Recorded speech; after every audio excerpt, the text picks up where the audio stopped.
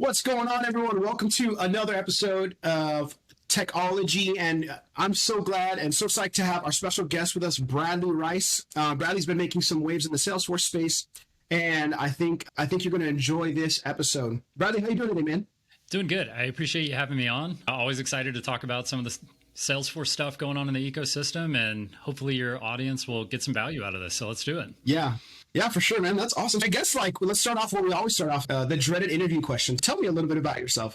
Yeah, so I'll try to give you the quick rundown and we can dive down any rabbit holes we want to. But I started as a junior Salesforce administrator back in, I guess that would have been 2010, 2011, right in there. So I've been at this about 10 years now. I've done administration as a W-2 full-time employee. I've spent most of my career doing freelance consulting. I did firm consulting for larger firms for about 4 years. So I've really seen a little bit of everything. And now I spend most of my time helping people who are either new to the Salesforce ecosystem figure out how to land jobs, or people who are Salesforce professionals figure out how to level up their income, level up their lifestyle, and really make the most of the skill that they already have. That's awesome. Yeah. So how did you find Salesforce? Did you go after it? Did it fall in your lap? It fell in my lap to a degree. I came out of college. I had an economics degree. I thought I was going to go work for the Federal Reserve or be a financial advisor. And pretty quickly, the real world slapped me in the face and was like, no, you're going to have to grind your way into anything. And I got a job at a local bank. And man, it was just the typical 8 to 5 grind. You knew you were going nowhere and you were going to be working there for 10 years before you got a promotion. And I was just beat up. I was living that millennial college life where I just thought everything should happen really fast. And I just started applying for jobs. I applied for everything. And there happened to be a local company that had a junior Salesforce administrator role. I had no idea what Salesforce meant. All I knew is it said junior, it said entry level. It was for a local company. And I was like, let me give this a shot. So I applied. Turns out I was like number 5 on the list, but they ended up hiring someone internally. But then that person decided it wasn't for them and swapped roles. Another person they were going to interview ended up taking another job in the meantime. And a lot of stuff went really wrong for them and really right for me. And they ended up calling me and saying, hey, they didn't tell me they were on their last leg, but they were like, hey, we want to bring you in for an interview. And I remember they literally said, can we schedule a go-to meeting? And I was like, yeah. And I had no idea what go-to meeting was at the time. Yeah. And I was like, I don't know what he means. Like, I got off the phone and I was like, I talked to my wife and I was like, he said go to meeting. I don't know if we're like going to meet at the coffee shop or where he wants me to go to meet him, but I've got to meet him somewhere. And then he ended up sending a link and I figured it out. And so anyway, the story goes on from there, but you could call it accidental admin, but it's not like I was working at the company and they bought Salesforce. It was more of, I didn't know what Salesforce was, applied for the job because I just wanted to do something other than sit in a bank all day. And it worked out. It was scary for the first 2 or 3 months, but after that, it started to make sense. Yeah, that's so rad, man. I found my first job through Craigslist. I wrote a message to this guy. I was like, hey, I don't know if you're interested in teaching people, but if you are, I'm interested in learning. So that was my first foot in the door, man. And eventually that led to my Salesforce stuff. But that's wild. And so now I've noticed that I found you on YouTube. I see a lot of your content super helpful for the community in the Salesforce space, but you've transitioned into helping people into their careers. Like, how did that help? How did that get started? Yeah. So Salesforce was a bit of a rocket ship career for me. I thought when I was in college, I pictured maybe starting a job making like $40K, and then maybe at the height of my career, I might make $100K. That was never the dream. I never had these goals of 6-figure income or anything like that. So for me, it was I got my first Salesforce job, that junior admin job I just talked about, and I was making $36,000. And to me, I was like, cool, I'm salaried. I get PTO, holidays, benefits. It was huge. And pretty quickly, a year later, I had some really cool mentors working at the company with me. And they were like, hey, Brad, this is the real deal. You could pivot out of this little company and you can move into the consulting world and you can make real money. And I was like, I don't know that. I have no idea. Tell me all about it. So we'd go to lunch. I'd hang out and ride bikes with these guys after work. And they basically mentored me and told me this is much bigger than just working at this little company in rural West Georgia. This is much bigger. So I just listened. And they were older than me. They knew more than me. I didn't know anything. So I was like, look, if you guys are saying this, I've heard it from all four of you guys now, I'm all ears. And so I just leaned into it. From there, I ended up getting a job at Blue Wolf, and my pay went from 36,000 to 60,000 overnight, which to me doubled, was insane. And then I worked with them for about a year. And then what do you know, as you get into the Salesforce space, you see this happen. But I've got recruiters reaching out to me on a weekly basis, 2 or 3 recruiters a week. And I'm working, I'm doing my job, but I'm listening. I'm looking at what they're offering and trying to figure out where that fits in with me. And I took my next job a year later, making 78,000 plus bonuses. And then I took another job 18 months later, making 100,000 plus bonuses. So now you're looking at timeline wise, I'm about 3.5 years in. I'm right around 26 years old, and I'm making 100,000 plus bonuses. And I'm like, wow, this is crazy. That's wild. I never dreamed of this. And then what happened was my wife and I were pregnant, and I started thinking about, as we were going through that 9-month process of here comes a child, I started thinking about what it was going to look like. And I was sitting upstairs, I was working remote all this time, and I was sitting upstairs thinking, man, if I have to get off work at 5 o'clock, 5:30, and I might catch up on some client stuff after dinner or whatever else, how's that going to work with having a kid? Like, if I'm going to have a kid, I really want to spend time with them, like a lot of time with them. And so I decided to pivot into freelancing. And that's when I moved into, I took a part-time job that paid $60,000 a year. I cut my income in half. And very quickly I realized, holy smokes, like I can get this part-time job done in 2 hours a day. Like I don't need 4 hours a day to get this job done. I'm working fully remote from home. I'm giving them everything they need. I can work 2 hours a day. So I shifted into that, and I realized I've still got to sit here at this desk from 8 to 12 because I've got to respond to emails. I've got to be available for calls, but I could probably work a client on the side during this time. So that's what I did. I picked up another client, and I started working them like 7 hours a week. Nothing crazy, but it was a 30-hour a month contract, and it paid $130 an hour. So now all of a sudden I'm making another $40,000 a year on top of that. So now I'm making $100K again, but I'm only working 8 to 12. So I get comfortable with that. And sure enough, I add another client. And long story short, I end up creating a structure for myself where I work from about 8 to 12:30, maybe 1 o'clock every now and then, and averaging $170,000 to $200,000 a year in income. And I realized, holy smokes, build something incredible. And it's all about designing my life and using Salesforce as a lever that I can pull to create income and get the lifestyle that I want at the same time. So to go back to your question, how did you turn around and start trying to teach the Salesforce space? I think it was looking back after 5-6 years of doing this and realizing I'm making more money and living a better lifestyle than I ever imagined for myself. I did not know this was possible. I thought this was like 4-hour work week, just hype stuff.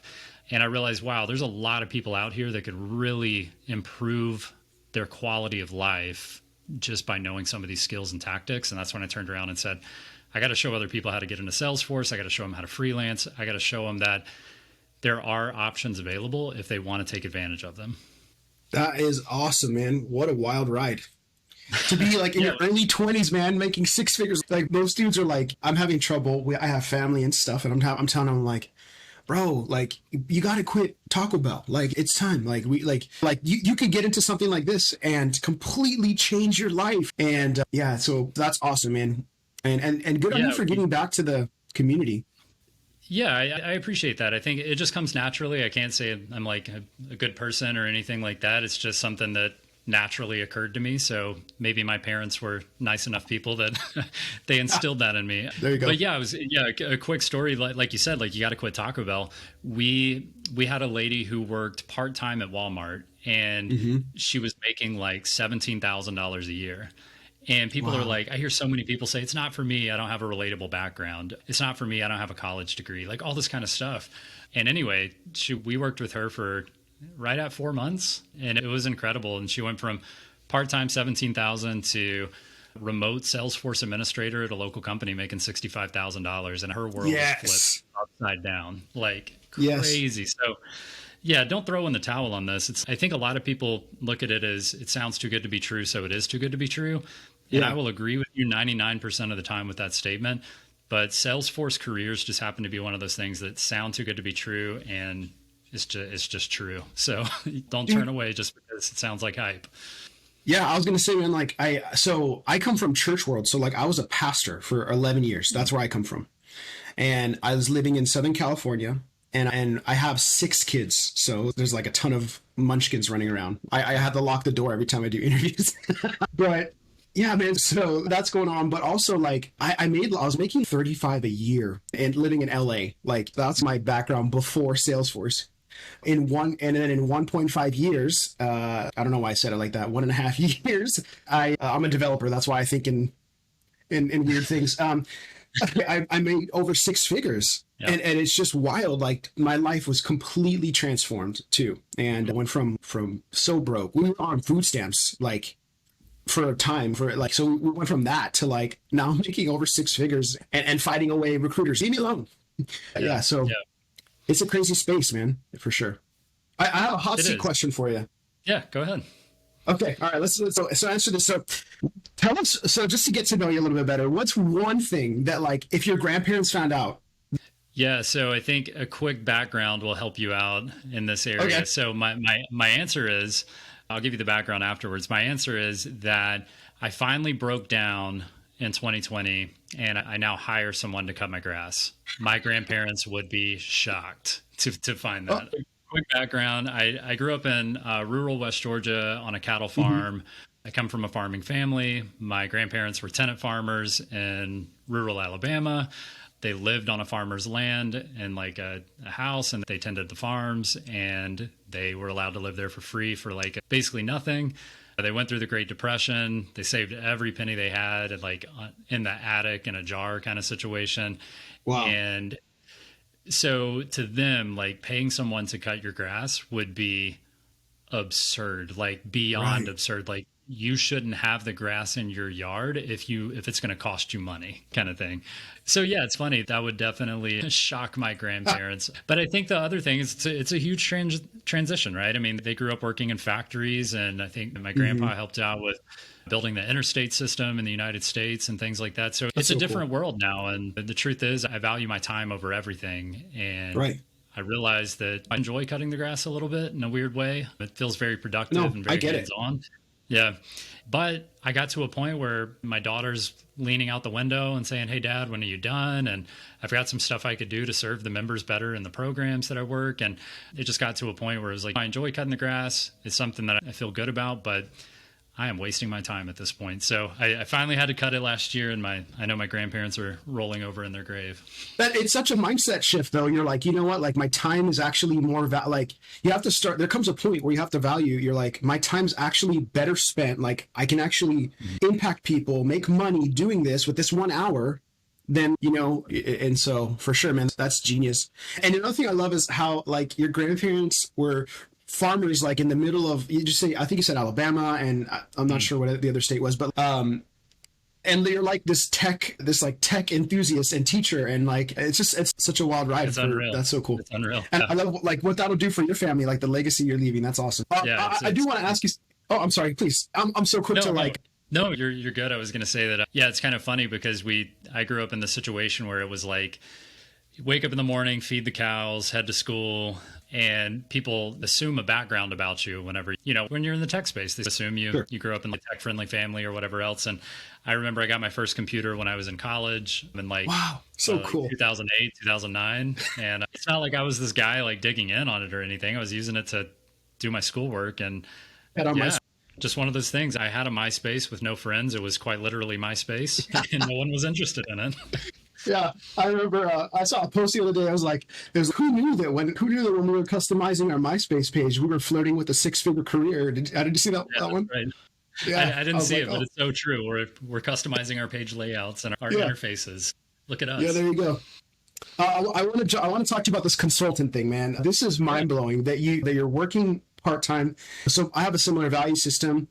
Family comes first. Even I've turned down job offers because I know that the work-life balance is not as good as what I'm currently doing for more money, things like that. So I think we share some similar stuff there, but what does let's just define it first. So what is the consultancy space? What does that mean if you're a Salesforce consultant? Yeah, so I'll say there's two very different things in my world. There's what I refer to as like a W-2 or a full-time consultant, where you're working for a consulting firm. And then there's a freelance consultant. And while those are relatively similar, they also have some pretty major differences. Now, the typical path you're going to hear people talk about is working for a consultancy like a Deloitte or a Rackspace or somebody like that. And you can go, there's hundreds of them. So pick your consulting firm, you're going to go work for them. There's a couple of minor differences in the larger, like if you work for an enterprise level, huge consulting firm, you're probably going to have a very specific role where they're going to have you like gather requirements or define the solution or implement this particular part of the project or whatever it is. You're going to have a very specific role. Working for a smaller or mid-sized consulting firm, let's call it 300 employees or less, you're going to be doing more, you're going to be wearing more hats naturally. You might gather the requirements with the customers and define the solutions with your project team and be on every meeting with the client, implement the entire solution, and do end user training because they don't have these specialized departments for every little thing. Right. So there's a couple of different things there. So when you get into that, there's a lot of reasons to choose. So number one, most people choose consulting because it pays more money than working in a W-2 job. Why does it pay more money? Because there's a lot more responsibility. So if you can imagine working your W-2 job, you walk in or log in at 8:30 in the morning, get your cup of water, get your cup of coffee, hang out for a little bit, see what's going on with your emails, hop in, respond to emails, do a few tasks off your task list, and maybe hang out around lunch and call it a day. And it's pretty casual. The point is you might have 2 or 3 meetings today. Otherwise, it's going to be pretty casual work at your own pace for the most part. The consulting world, imagine having 4 clients at the same time, right? You're working 4 separate projects. And so now imagine you're interfacing with 2 people from each one of those companies. Plus you're interfacing with 2 people from your project team. So now you're working 4 projects. You got 2 clients and 2 internals on every single project. So you got 4 on each project. You're talking to 16 people on any given day. That's intense. Yeah. Like that is very intense compared to a W-2 job. When I say W-2, internal at a company, being their Salesforce Pro. Now, it's pretty different, but I also highly recommend doing it. And people are like, why would you do that, Brad? It sounds really intense. It's not the money. The money's great. It's a nice side effect of moving into consulting, but you are going to challenge yourself, which is important. And in my opinion, it's important in every aspect of life. You need to challenge yourself in your relationships, your hobbies, your personal goals, and your work life. And that's the only way you're going to excel at anything is by being challenged and overcoming obstacles. So that's what consulting forces you to do. If you want to make that kind of money, you're talking entry-level consultants making 80 to 100K, expert consultants brushing up on 150K, sometimes more with bonuses and things like that. You get paid that money for a reason, and it's because you are going to be challenged. You have to do a lot of research, and you pretty much can't say no. You got to figure it out one way or another. But when you come out of that, if you consult for a year or 2, you are a different professional. You will know about 30 different apps that you'd never heard of. You will know about 10 different industries that you never understood. You will understand business processes like you'd never known before. And you will be able to better serve your clients and better serve yourself as a Salesforce professional than you ever would working internally at one single company for 5 or 10 years. It's a different world, huge challenge, great exposure. And I think it's healthy for anybody moving through their Salesforce career. Yeah. I'm just writing down a question. Yeah. Well, yeah, that's incredible. And so we heard a little bit about, the amazing kind of benefits that you're talking about. Like you talked about some crazy work-life balance where you're working half days. We talked about ridiculous salaries, doing it your way. And now you told me, I've heard you say that there's a difference between an independent consultant and being a consultant. Like, can you just clarify that a little bit for us? Yeah. So now we've bridged the gap, right? We've talked about the difference between being an internal employee and now working as an consultant at a firm. Now, when you move into independent consulting, you're going to take on even more responsibility. And once again, that comes with a huge pay raise, and it comes with a huge flexibility, a lifestyle flexibility boost. And I'll explain that. So how could we possibly have more responsibility? That's what I imagine people thinking. Like, you just described something that's insane. How could I have more responsibility than that? Number one, you're going to get used to it. You get comfortable with it. You'll get in your flow. It's all about time management. And so the good and bad about freelancing is that now you run the business. Now you find the clients. Now you send the invoices, you write the contracts, you put the statements Right. of work together, you do the sales pitch, you complete the projects. If you don't know how to do something, there's no one to turn to. It is you. If you screw up the project, it's on you. Now you need to have your background in place. You've got the Salesforce Ohana. You should be in some tight-knit communities for people that you can fall back on and say, hey, I need some help with this. Could I pay you this rate and pull you into this project to help bail me out? You need those relationships in place if you're going to be successful at scale. But those are the hard parts. Like, that's the negative side of it. You got to be ready to have your business bank account, have your LLC set up. All that stuff's super easy, but you have to do it. Sending your own invoices, determining payment terms, locking down contracts, quoting the number of hours that the project is going to take, client interfacing, 100%, it's on you.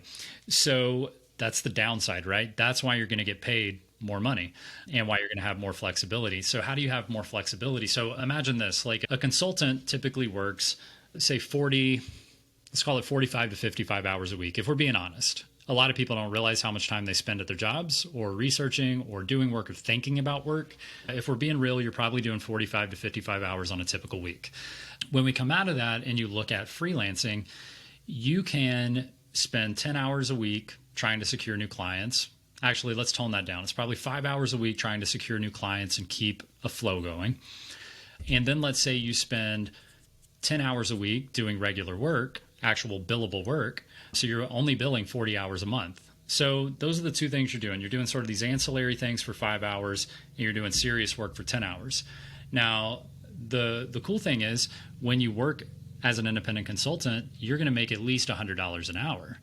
So you're very quickly going to be making $1,000 a week, and then you're going to make $50,000, $55,000 a year working 10-hour weeks.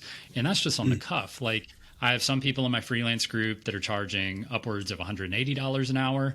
I personally charge $130 an hour. It's something I'm comfortable with. And I have other people who are new to it and they're charging maybe $50, $60, $70, $80 an hour, just depending on the clients that they find. So it's all different there. But typically in the freelance space, especially when you exploit the managed services agreement strategy, and we can talk about that if you want to, once you start utilizing this managed services strategy, you can very quickly do similar things to what I'm doing, and you can work 15, 20 billable hours a week, and you can bring in easily $200,000. And definitely poised in a position where if you wanted to work those 45, 55-hour weeks, you could very handily be making $250,000, $350,000. But keep in mind, there is responsibility there where you run the show.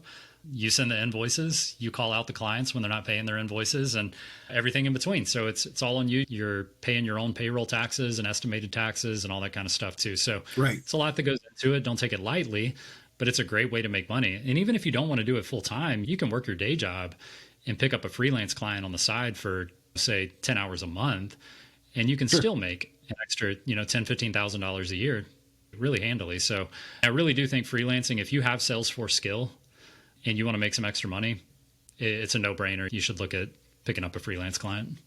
It's awesome, man. That's such a cool way. So like a lot of my audience is like looking to land kind of their first jobs, and they've heard about, Salesforce and they're in that. So one of the questions I have is like, what's the kind of perfect person? Can someone just get their admin certification and then hop into freelancing? Maybe if they do have a little business background, or would you say no? There are, to your point, if they have a little bit of business background, I would say be comfortable carrying a conversation with another person. All right. And some people are going to say, whoa, that's not me. And some people are going to say, I can carry a conversation with somebody. That's easy. Okay, great. Then that's great. So is an admin certification enough, or one of these baseline certifications, App Builder, Dev One, something like that? Can I move into consulting? The short answer is yes, but your mountain is going to be much higher to climb. What you typically do as a beginner, and this is a tactic that we use inside of the freelance program, but what we do is I highly recommend people searching out volunteer opportunities. And you can find these volunteer opportunities in different ways. A lot of people are like, oh, I'll just go to volunteermatch.org. And it's, I don't see anything. I guess I've given up on my journey. So we deep dive a little deeper into how to actually find nonprofits in your area. If you know that Salesforce, their nonprofit success pack is free for nonprofits for their first 10 users, You can get that set up for nonprofits who aren't even using Salesforce and they're right next door in your area. Get them set up, streamline their processes. Boom. Now they're on Salesforce. And then the next question you're asking is, yeah, Brad, I ask you how to find clients and make money, not how to do free work for nonprofits. The cool thing about doing volunteer work is I've done this multiple times. I've had a lot of students do this, and it works better than you think. And it's funny. Grab a volunteer project, knock it out of the park, do a good job, act like they're paying you big bucks, and then draw a very finite line of what you're going to complete in this project. You draw a very clean barrier around it. This is what we're going to accomplish. I'm going to spend up to 40 hours helping you out as a volunteer. And then when you hit that wall, you say, hey guys, I really enjoyed working with you.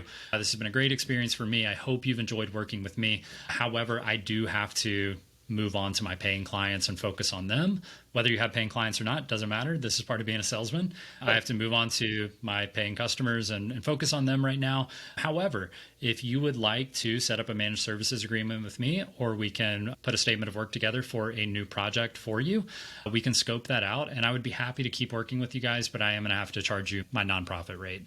And pick your nonprofit rate. So it could be $50 an hour. And this is what happens. A lot of people ask me when I tell them about this, they say, Brad, why wouldn't they just go find another volunteer? To put it lightly, volunteers tend to suck.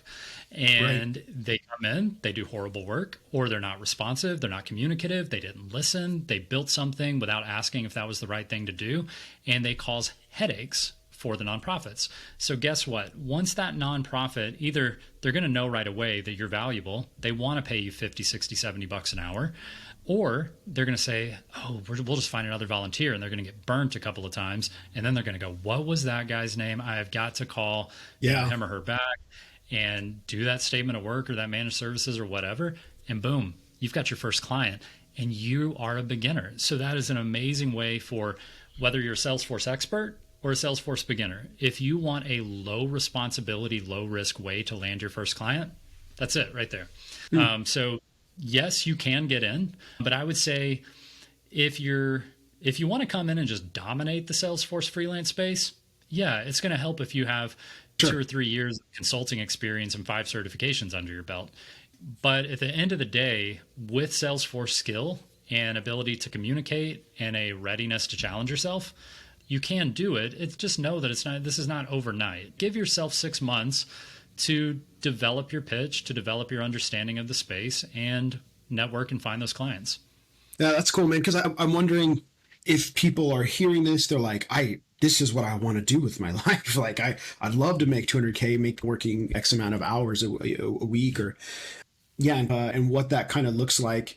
I do have some questions on the front of being a freelancer. I think there's a fear there, right? W-2 jobs come with security to an extent. And they have this idea. So I think that the fear of moving into the freelance space comes along with how hard is it really to find clients, and with some of those questions. So what would you say to that? How do you answer that? Yeah, I'll say the first thing is there are ways to ease into freelancing. This doesn't have to be an all or nothing approach. You don't have to jump off the deep end and go, oh my God, I hope this works. It doesn't have to be like that.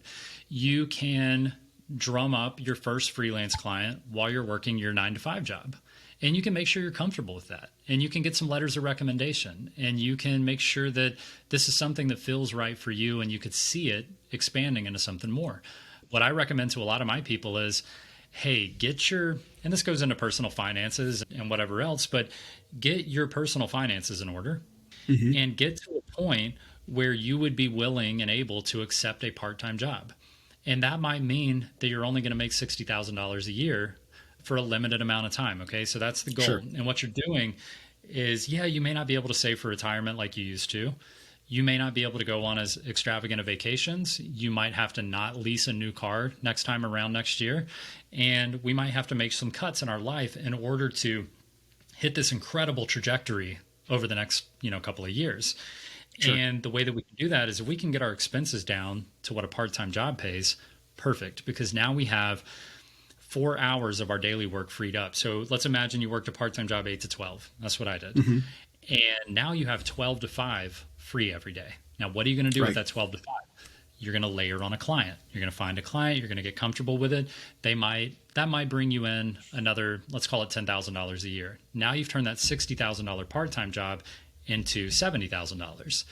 And now you work a little bit longer, you find another client, you put them in, maybe they're worth $15,000. And now you're making $85,000. And you're still probably not filling that void of the 12 to 5. But what happens is you start realizing like, oh my goodness, with just 10 hours a week, I can make another however many $1,000 a year, right? Just by putting in, I can put in 10 hours a week and make another $50,000 a year. Okay, now if I find another part-time client, I'm going to quit that part-time job. If I find another 10-hour client a week, I'm going to quit that 20-hour a week part-time job because that doesn't make sense anymore. Now all of a sudden you've shifted and you're back to working 2 clients, 20 hours a week, but now you're making $100,000. And now you still have that 12 to 5 free, and you can rinse and repeat the process. And very quickly you will be at whatever it is, $150,000, $200,000. Sure. And it just progresses. So there's no need to put that sort of pressure on yourself to say, okay, what can I do to be making $200,000 before I quit my job? Don't worry about all that. Find your first client and then go from there. But there's no need to put so much pressure on yourself to support your entire lifestyle by freelancing. Use it as a side hustle to start with, and then determine if this is the career path forward for you. That's awesome, man. And so let's talk about churn though, like on the other side where like you were talking about having clients for seems like a decent period of time, and then you're cycling them out, taking your lowest paying clients, ending that relationship, bringing in your higher paying clients or something like that. But what about on the other end? How have you seen in your experience, like maybe because you have a background in this, but like maybe with your students as well, the churn on their end where the companies are saying, we're done with freelance, with you guys and we want to do something else? Yeah. So I think that's one of the biggest mistakes freelancers make across every industry is they don't realize that you don't have to play by the rules, like these normal rules that are set out for us. It's like they read a blog about freelancing and then they just do that. And it's, do you have the ability to think for yourself? Like, how could you close the gap? How could you cause churn to go away? Are there ways to mitigate churn? And this is and maybe it comes from consulting, but that is a very normal thing with every company. Like when I work with companies on their business processes, do they want to make sales? Absolutely. Number 1 thing is lead generation. Number 2 thing is converting leads to customers. Number 3 thing is mitigating refunds. And guess what? Refunds are referred to as churn, and companies have processes in place to mitigate churn rate. So you do that for yourself. So how do you do that? How do you mitigate churn rate? Number 1 is by being communicative with your clients and making sure that you set proper expectations up front. And then that way you both are working towards a common goal. Now, let me simplify it down. What you can do, and what I do, is I get in place what is called a managed services agreement. Now, a lot of people are like, oh, I'm going to work a project. Cool. That sounds good, man. I'm going to do a 50-hour project for $5,000, and that's going to be awesome. I'm going to knock it out in 2 weeks. And then they hit the wall and it's like, whoa, where's the next client? And then that's where everybody goes, but yeah, that won't work, Brad, because there's no income stability. And so you can't do this. Like if you latch onto the first excuse you come to and you do that repeatedly in your life, you are going to be nowhere. So there you go. Preach. So you cannot, if you grab the first excuse that comes up, this is not just with work, this is with everything. You have to get past that excuse. And if you find yourself at a wall and you can't overcome it, fine. But if you find yourself not attempting to overcome obstacles, you're done. Like you're done. You're going to hit walls immediately. What we do is people come to me and they're like, Brad, I got this deal. They want to do a 50-hour project and I'm going to try to turn it into a 100-hour project. What do you think? And my first, like immediately, it's like, no, the smaller the project, the better. And they're like, what are you talking about? The 100-hour project is $10,000. This is what you want to do. You want to grab it. You want to make it, maybe it's a 50-hour project. I recommend trying to make it a 30 or 40-hour project. And the reason for that is I want to do a small upfront project. And number 1, I want to make sure I like the client. I want to make sure I like working with them. I want to make sure I even want to work with these. And before I latch on to a 100-hour project that I'm on the hook for, let me do 30 hours and make sure I actually want to work for them. And what you do from there is you do an amazing job and you knock it out of the park. And you might spend 50 hours on this 30-hour project because you are investing in the future of this client. So what you do at that point is you say, hey, I really enjoyed this 30-hour project. I have a lot of parking lot items, what we consider phase 2 items that we need to work on. And now I want to take these and let's put these into our managed services agreement. What's a managed services agreement? It's your subscription. It's a subscription agreement through the client. So you say, hey, you've got these parking lot items. I see we have about 50 hours of deliverables that I could give you here. But what I think we should do is make this a managed support or managed services agreement. And what I'm going to do is I'm going to give you 30 hours per month of my time. We're going to knock out all these project deliverables over the next couple of months, plus any additional requirements, any functionality that we can add on and make your company more productive and improve your processes. We are going to continue to do that week in, week out. And now you don't have to hire a full-time internal Salesforce professional. You can just work with me. It's going to be less money for you overall. You're going to have a experienced expert in-house. And now you have income stability because now they're going to pay you for 30 hours a month for the rest of eternity. And you go, yeah, Brad, but what's the rest of eternity? And so then it comes down to, let me explain to you that when you have a full-time job working 40 hours a week, you can be fired tomorrow. Right. When you have a managed services agreement with a client that is perceived as long-term, they can cancel it tomorrow. There is no difference. So make sure you understand that the paperwork that the HR department has you fill out has no representation of how quickly you can be fired. It doesn't matter what the paperwork looks like or how you pay your taxes or whatever else. You are a resource for that company. And if you're not doing your job, you can be fired. Absolutely. What I actually found in the pandemic was companies were much more willing to work with contract and freelance resources and not hire full-time resources because they were scared of making a long-term commitment. And they perceived freelancers as a short-term commitment, but it doesn't have to be that way with managed services agreements. To wrap this up, what I did is I found clients I loved. And I might work 3 or 4 projects, and then I would find a client that I just loved. And I was like, man, these people are great. They're easy to work with. They get it. They know I'm doing my job. They're not micromanaging or hassling me or asking me why I build so many hours or anything else, because they get who I am and we work well together. And I ended up locking those individuals in. And there are 2 companies in particular that I've been working with for 4 years. And so if you're talking about income stability, don't let that get in your way. You can absolutely define income stability with freelancing. So what I did is I worked 2 companies for the last 4 years. Those 2 companies brought me in $100,000 a year. And then I worked with other companies on the side, and some of them were around for a year. Some of them were just one project for a couple of months. And there's an ebb and flow. But there is no ebb and flow to my baseline $100,000. There's an ebb and flow to whether I make an additional $70,000 this year or an additional $150,000 this year. That's where the ebb and flow sits. So as long as I keep my family's expenses in that $100,000 range, the rest of that money is just gravy on top. And when you're talking about $100,000 of gravy, it's pretty crazy. Yeah, that's the best stuff. Thanksgiving dinner right there. But one thing I think that you do well too, I was even hearing even in your explanations on how you pitch things, how you sell things. I think you're you're great at marketing and selling. And so I actually want to talk to you a little bit about personal branding too. I've seen your stuff grow. And I'm in the same space as you, so it's like watching your courses grow, and your impact is growing too, and that's rad, man. You're giving back to the community. I love that. So let's talk about personal branding for a second. Like, how has that benefited you, like in your career? Yeah, so I think the number one thing is solidifying me. Like it helps me sleep at night, knowing that if the courses all go south, something crazy happens, who knows what. That I've got such a huge backing now of look at what I've done, look at how passionate I am. For me to go get a job at a consulting company now, at a full-time job, because I have to just throw in the towel and go back to that, I feel confident that I would get hired in an instant. Yeah. And that feels really good knowing that I could probably apply for jobs on Monday and be hired by Friday. That feels really good. Personal branding goes a long way in that way. The other thing is I think I've built enough of a brand for myself now that I could simply offer one-on-one mentoring services and probably make more money than I would ever make consulting. So from a financial standpoint, it's very freeing. It puts you in a very strong position.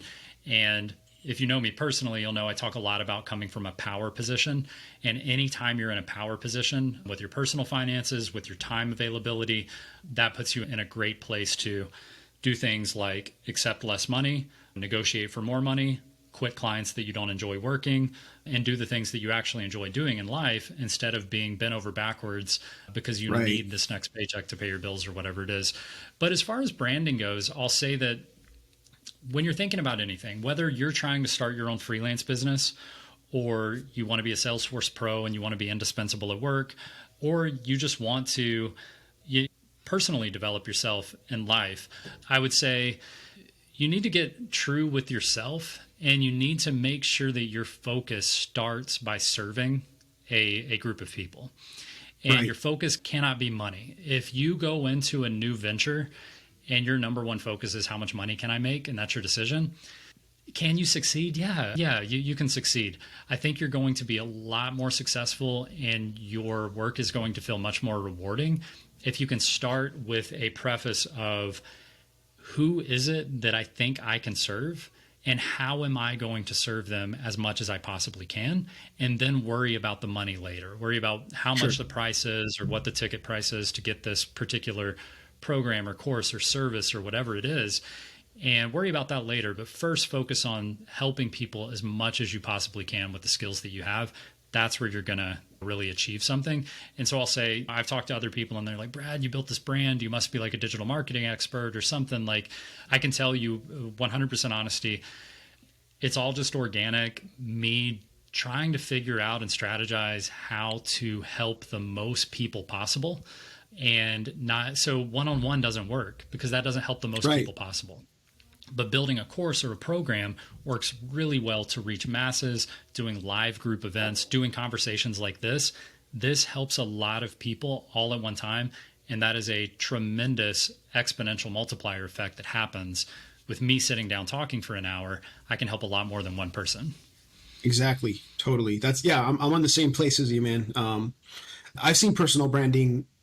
Like I'm still newer to the space. Maybe I started a couple months ago where I really started like creating content and trying to like be a voice. And, and it's been weird. Like I had someone talk to me. It was like a 45-minute conversation. They tried to talk me into applying for their company, which I thought was interesting. I was like, this has never happened before. Like most of the time, like you're on the other side with your resume, you're like, please accept me. And then it was totally different. He's like, dude, you got to apply. And I'm like, that's weird. This is weird. Thank you, though. Yeah. Do you think this is for everybody too, or should everyone do this? Or so I think it depends on what your definition of personal branding is. Should everybody have a YouTube channel? Okay. No, definitely not. Probably, Should everybody run their own Facebook group and try to do a course or a program? Or no, please don't. Like, we don't need another garbage course. Go to Udemy and search Salesforce. There's some good stuff. Only about 2% of it. The rest of it is somebody tries to sit down and record a 1-hour video and chop it up into bits and call it a course. And I think the other thing is something that I've learned after coming to this realization that I've made is that you cannot expect to train people on things if you're not any good at it. So how are you going to teach people how to get Salesforce jobs if you've been working a Salesforce career for one company for 2 years? Right. You have one experience landing jobs. You cannot teach people because, again, this is coming back to you have to identify the people that you can serve. And if you think you can serve people who are looking to land Salesforce jobs, then you better know how to land Salesforce jobs coming from different countries, coming from different backgrounds, coming from different walks of life and different understandings, coming from not being strong communicators to being arrogant, to put it frankly. Like, there are all kind of different types of people. And if you can't serve them, then don't try to. Because I've worked with course creators who are like, man, these people keep pinging me and they want me to hold their hand. And I'm like, you signed up for it, man. You told them that you were going to help them in a specific area. And if you're not doing that, then what are you doing here? You're not serving people anymore. What are you in it for? Mm-hmm. And you have to be in it to serve people. So should everybody be on YouTube? No, definitely not. Should everybody try to facilitate a Facebook group or a LinkedIn group or any type of community? Certainly not, unless you're willing to lean into your members and dedicate yourself to helping them. Now, should everybody have a portfolio? Should everybody have a LinkedIn profile that absolutely pops? Yeah. Oh, yeah. Everybody, at a minimum, you should have a LinkedIn profile. And if there's something on your LinkedIn profile that you haven't put time, energy, focus into, then you need to. And I think that's what people miss. It's like, how long did you spend deciding what your title was going to be? 30 seconds? Your title's probably not optimized. How long did you spend creating your background image on your LinkedIn profile? You took an image off of Google and you just uploaded it? That's not good enough. How long did you take to get your profile picture up? You took the picture you already had on Facebook and put that over there? Not good enough. How long did it take you to write your about section? How long did it take you to fill out your experience? What kind of content do you have in the featured section? What do you have under your skills and expertise in your education? Is your Trailhead linked in there? Are you writing articles? Are you writing posts? Are you liking, commenting, sharing other people's information? Are you networking? Are you connecting? You need to be doing those things. If you're not doing those things, you are leaving potential and options. You are leaving a lot of possibility on the table. And all it takes is spending 2 or 3 hours on your LinkedIn profile one time, update it once a month, you're good to go. Yeah. And that pays dividends too, man. If you do this early in your career, like the amount of like stuff that will hit like on your profile, the amount of recruiters that will reach out, the amount of kind of traction you get, like multiplies and multiplies. Yeah. Yeah. I super love that idea.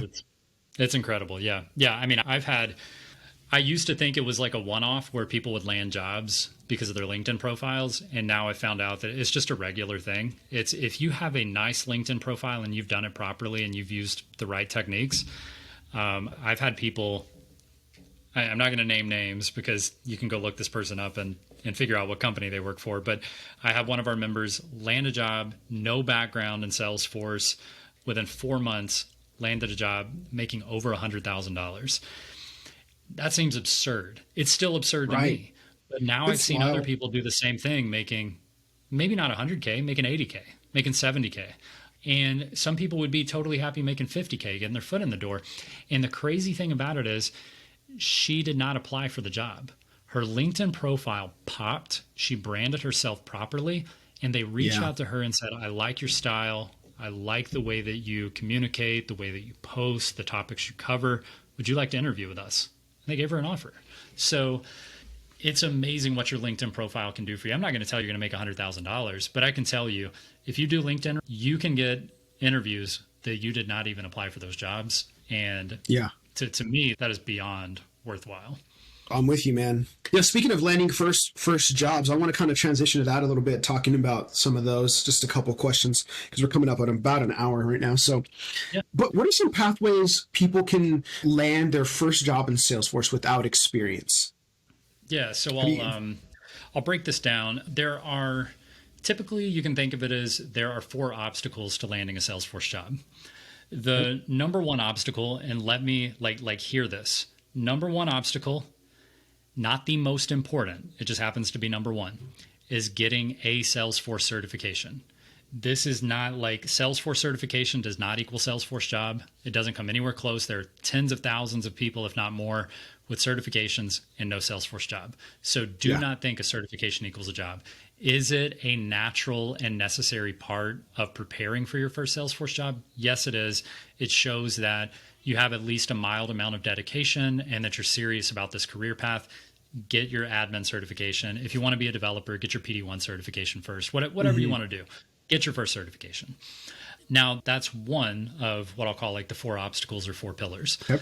Now, number 2 is going to be your personal branding. And that's what we just talked about in depth. That is primarily on LinkedIn. Spend time on LinkedIn, get your personal branding in check, go through every single little bit of LinkedIn and make sure you have spent time optimizing that and making it exactly what you want it to be. So that's going to be the biggest things, because those 2, your certification and your personal branding, are what are going to allow you to get interviews. Now, that's nice. Like, getting interviews is nice. So how are we going to get interviews? We have to know how to apply for jobs. Sure. And a lot of people think, I know how to apply for jobs, Brad. You go on LinkedIn Jobs and you click apply and you carry on. And if you think it's that simple, you're probably covering 70% of the jobs that are available, but you're covering the same 70% that every other 10,000 people are applying for. And 30% is where you want to dig in and you find those diamonds in the rough where the people didn't put quite the right title. The job description was a little weird. And you find those diamonds in the rough and you polish them up and you apply. And those are the jobs that you can land, especially as a beginner. So you just got to put in work. You'll notice that a recurring theme of this is you don't have to be an IT guru, have an IT background or a business background. You don't have to be a genius, but you have to put in work. That's really the major stuff. Now, the other thing is real world experience. This is going to stop you from getting interviews. This is going to stop you from dominating interviews. Real world experience. So obstacle number 3. So we're doing Salesforce certification, we're doing personal branding, and now we're going to talk about real world experience, which is number 3. So how can you accomplish that? Here's the cool thing that you have to understand. Don't really care what certification you have. Now it helps you get an interview, but they don't really care after that. Businesses don't really care about your branding. It helps you get an interview, but they don't really care about that. What they actually care about is your ability to do Salesforce work and solve problems leveraging your tool of choice. So that's what you have to think about. How can I show a company that I can leverage Salesforce to effectively solve business problems? That's it. Now, how can we do that? We can do volunteer projects to get experience. You can use tools like volunteermatch.org and you check in every Monday and find the new Salesforce jobs or volunteer projects that are available and go apply. What else can we do? A lot of people, you'll see this talked about in some of the communities. What projects can I do in my Trailhead playground? We're not talking about working in Trailhead or doing super badges or modules. We're talking about doing projects that you have created on your own. So some of the typical ones that I like to do are, a lot of people do job searching applications, and I'm cool with that. Like, that serves you as a person, but you have to think about who you're trying to appeal to. You're trying businesses. Guess what those businesses are guaranteed to be doing if they're interviewing you? Hiring. So what if you built an app that helped facilitate the hiring processes for businesses? And then you were able to demo that app to them and say, this is how we can leverage Salesforce to help with the hiring process, to streamline that, facilitate it, and help us get the best talent rising to the top of our reports and dashboards. And whoa, how do we do that? Now you have piqued a company's interest because your target is people that are hiring, and your demo is specific about people who are hiring. And you built an app to help people hire people more efficiently. So if you can build an app like that, you do a lot of things. Number 1, you get the attention of your target audience.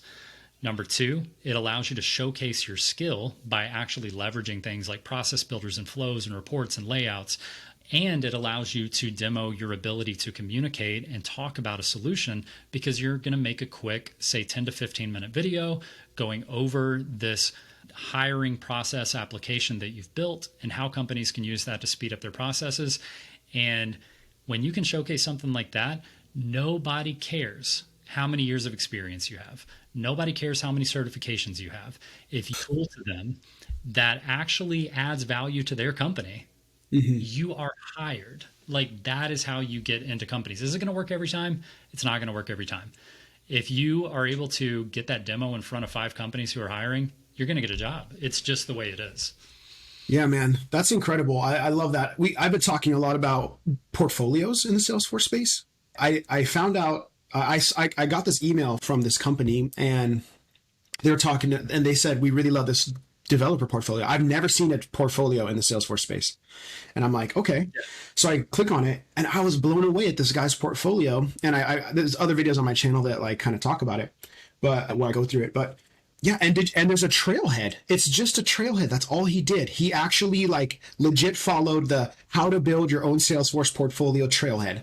And then he just put some projects up there, and I was blown away. I was like, I've never seen this. This is something that makes you stand out in the Salesforce space as someone who's looking to land a job. It's incredible. No one's doing it.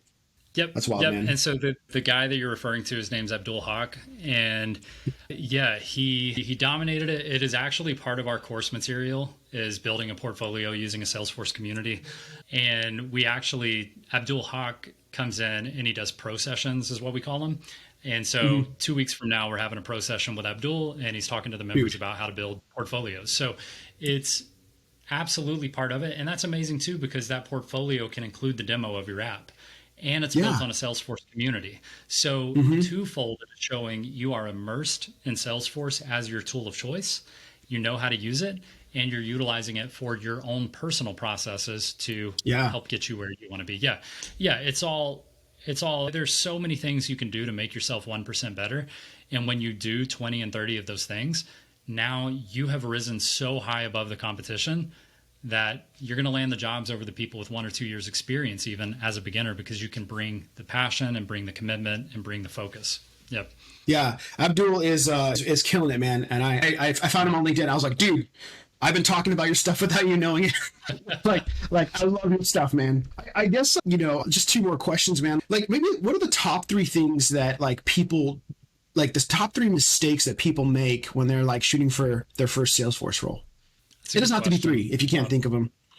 Yeah, I can tell you what number 1 is. Number 1 is certification hoarding. 1 certification is all you need to land a Salesforce job. Yes. Does 2 help? Yes, absolutely. 2 can help, 3 can help, 10 can help, whatever. You need 1. And typically, now, if you're getting more certifications in order to expand your knowledge, and that's your goal, is to become more knowledgeable, perfectly fine. If you are getting more certifications because you think it's going to help you to get paid, wrong. Like, that's not what your goal should be. Because I can tell you, the people I've talked to, they come to me and they're like, Brad, I've got 2 certifications and I'm working on my 3rd right now and I can't get interviews. And I'm like, send me a link to your LinkedIn profile. It's horrible. Like, LinkedIn profile up. Like, nobody's going to interview you. They're going to look at your LinkedIn profile and they're going to run for the hills. So how about, instead of you working on your 3rd certification, you work on your LinkedIn profile? Yeah. So with your LinkedIn profile. Oh, this reminds me. Tip number 4, after real world experience, the 4th obstacle. It's your ability to interview. And so we can lean right into that now. So that's what I was going to say. Stop spending time. Biggest problem you guys are having, and I'm talking to all the beginners out there, is once you get the first certification, do not focus on certification number 2 if your goal is to land a job. Now, focus on your LinkedIn, focus on your interview skills, because the worst thing you want to happen is for you to start landing interviews and then blowing them. So you've got to work on your interview skills. That might mean standing in the mirror and talking to yourself. It's answering common interview questions out loud. That's important. Yes. Remember that. Answer them out loud. Answer them to your wife, your spouse, your kids, your friends. And you're like, dude, that's so cringy. Like, I don't want to do interview questions with my friends. Guess what? Interviews are cringy too. And it's uncomfortable and it causes anxiety. And the best thing you can do is get comfortable in uncomfortable situations. And that is going to make you, it's another one of those lifestyle skills that I keep coming back to. Whether it's work or it's personal life, if you can get into a position where you are where you are comfortable in uncomfortable situations, change your life forever. So just make sure that you're focusing on those things. So number 1, going back to that, number 1 issue is stop trying to get more certifications. Chances are, if you're not getting interviews, people aren't responding to your applications. It's one of 2 things. You're either you don't have your LinkedIn profile on point, or you are not. Your resume sucks, or you're not applying for jobs and following up properly. You need to follow up on applications if you're serious. You need to personally message people on LinkedIn. If you've applied for jobs at their company, reach out to them, send them personal messages. When I say personal messages, I don't mean copy and paste the same message to 5 people at that company, because they're going to talk to each other and they're going to realize you're a spam artist and you're just sending 5 messages to everybody. So be personal. If you're going to apply for a job, want the job and show them that you want the job. Other big mistakes. Oh, this one is a little bit I've seen the same thing you were just talking about too with like badges. Like, I've seen people, they're like 5X Trailhead Ranger. And I'm like, whoa, I'm like, that's wild. And then you go and they're like open to work. And I'm like, they've never landed a Salesforce job. I'm like, you need to stop Trailhead for a sec. Yeah. And you need to watch a butt ton of YouTube videos on how to interview well and how to, how to make your resume better. Yeah. So that's what I've seen too. Yeah, you're spot on. Certifications and the badge hoarding. It's fun. It's gamified. I know it gives you that little punch of, oh, I'm being productive. It's true. It's all healthy, but you have to prioritize. And that's going to be a theme throughout your career. Prioritization is key. Time management is key. Spend your time on the things that are most important. Once you've got that first certification, if your goal is to land a job, your priority should not be getting your next certification or getting another badge. Yeah, so it's going from that. I think the other big thing, number 1 being certifications, and well, let's say badges on top of that too, because you're right. The second big mistake I think that I see is people applying for jobs before they're actually qualified to work. So they want to start applying for jobs just because they opened a Trailhead account. And then what you're doing is you're taking opportunities. You might even get an interview and you're immediately burning bridges. People automatically are aligning your name with someone who doesn't know squat about Salesforce and they think they do. So wait to apply for jobs until you're certified. That would be another big piece of advice. At least get certified before you start applying for jobs. Another mistake, don't reach out to people like me. I'm not going to speak for Josh. He might feel this too. Don't reach out to people who you feel are meaningful to your network and ask them to get you a job. That's not how networking works. Now, because what happens is social media, like LinkedIn, it can be very emotional. It's very psychological. And all that has to happen is for you to ping me and say, hey, Brad, thanks for connecting. Got any jobs available? Here's my resume. If you'll send this over to everybody to help me get a job. And it's, man, that is a real act of self-serving, selfish networking. I want you to, like, you don't have to do much. Like, all you have to do to network with somebody is like a couple of their posts, comment on their post for a couple of weeks, share a couple of their posts, send them a message, say, hey, I've been checking out your content. I love it. It's cool. Thanks for what you're doing for the community. Wait 7 days, message them 7 days later and say, hey, man, I know I messaged you a while back. Thanks for responding. Do you mind taking a look at my resume or my LinkedIn profile? Does this look good? I'm looking for jobs right now, so I'd love for you to take a look. That approach, while it still only takes a couple of weeks to go through that process, you are creating a positive impression of yourself on other people instead of an immediate asking for more. So just be thoughtful of that. We know everybody like who is searching for jobs needs a job. They're probably under financial duress. They're probably dealing with stress and anxiety. I get it, but you have to exercise patience in order to have a meaningful connection with people. One thing I would say is when you're on LinkedIn, picture it as a big conference event in some huge conference space. And when you talk to people, you would never walk up to someone at a conference, I hope, and hand them your resume and say, hey, man, I know I don't know you at all, but I saw you over here. So I walked over to you and I said, hello, can you give me a job right now, and hand my resume to everyone? Like, you would never say that. That's really like socially not okay. However, if you went to a conference and you shook hands with somebody and you said, hey, I know who you are. I see you work for whoever. It's a really cool company. I like what you guys are doing. And then there's a breakout session later and you run into them again. Now you can start forming a relationship, and maybe you do hand them that resume before you leave the conference that day, but you don't come out gun swinging and try to get people to just give you a job when they don't know who you are. So just be careful to network with a positive approach instead of networking with purely selfish needs in mind. Yeah, that is great, man. I've definitely seen that on the other side where people are like, check out my stuff. And I'm like, hey, I don't know. I get, and it's hard too, because like I do want to help the community. And so you're trying to do that, but you're balancing, your own life and your own things. And so people are like, hey, like, just, can I meet with you? I'd love to just meet with you, type of thing. And there's a part of me that's I want to, but it's just like my schedules. And so I get the pull, but I just, good. Oh, no, you got it. It's like, we truly are here to help people. We really do want to help everyone. And that is why we're here. And I can tell you, if you send me a message on LinkedIn, I'm going to respond to you. If you ask me for help on LinkedIn, I'm going to respond to you. But you just keep in mind that we are people, even though we're sitting on YouTube or we're putting ourselves out there. We're still people. We still have kids. We still have lives. We still have stress at work, stress in our personal lives. So you have to appeal to us as other humans because we are other humans. Exactly. I love that, man. Dude, you have given out like just tons of valuable, like, great stuff, man. And I love that. So I want to just, for everyone who watches this, man, I just want to rep you. How can people find you, connect with you if they want to? We're talking a lot about your courses, and from the stuff that I've seen, they're amazing. And so like, how can people connect with you, kind of talk about your stuff?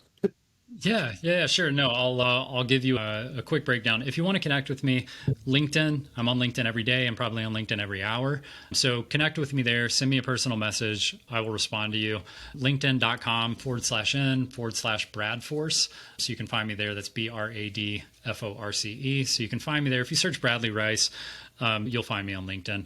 The other thing you can do is if you're interested in starting your first Salesforce job, you can just head over to www.talentstacker.com/Salesforce. That's going to set you up with a totally free 5-day challenge that we do to help beginners kickstart their career. It's going to tell you if Salesforce is for you, if this is something you really want to spend time working on.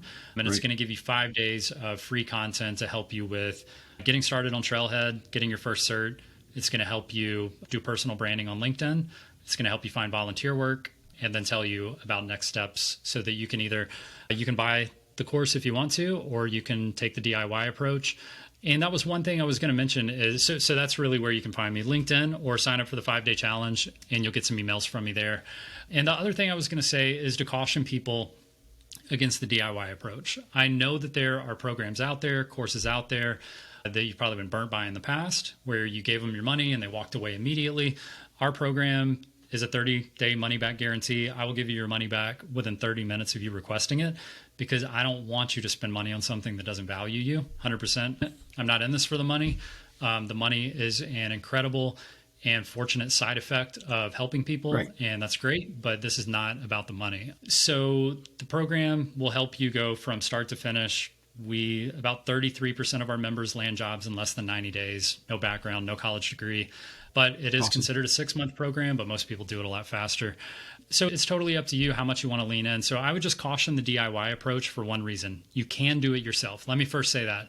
If you are on a shoestring budget, you can do this yourself. 100%. Right. Listening to YouTube channels like Joshua's and getting information from the Ohana, you can do it yourself. What I would do is I would caution you against saying, hey, this program costs this much money. I could save that money by doing it myself. And this is what I say to people. Look at it this way. If this program lands you a job even 1 week faster, or let's say it lands you a job 2 weeks faster, and you end up with a bare minimum starting salary of $52,000 a year, then you're going to make $1,000 a week. If this program allows you to land a job 2 weeks faster, that's going to make $2,000 extra for you. And that's going to more than cover the cost of any program that you're going to sign up for. Sure. And if you're 30 days in and you're like, dude, this doesn't work, this is garbage, I don't see where this is going, I don't get it, then get your money back. But yeah, so just be careful. Like, I'm a big fan of the DIY approach. I'm really frugal, came from a very frugal family, and I am all about not spending money whenever possible. But sometimes you can actually make a lot more money and save a lot more money by paying for something to get you there faster. Yeah, that's awesome, man. You do great work, man. Your YouTube channel is incredible. Obviously, I'll put some links in the description. And yeah, man. So Bradley, thank you so much for your time, man. It's been awesome. Yeah, absolutely. Thanks for having me.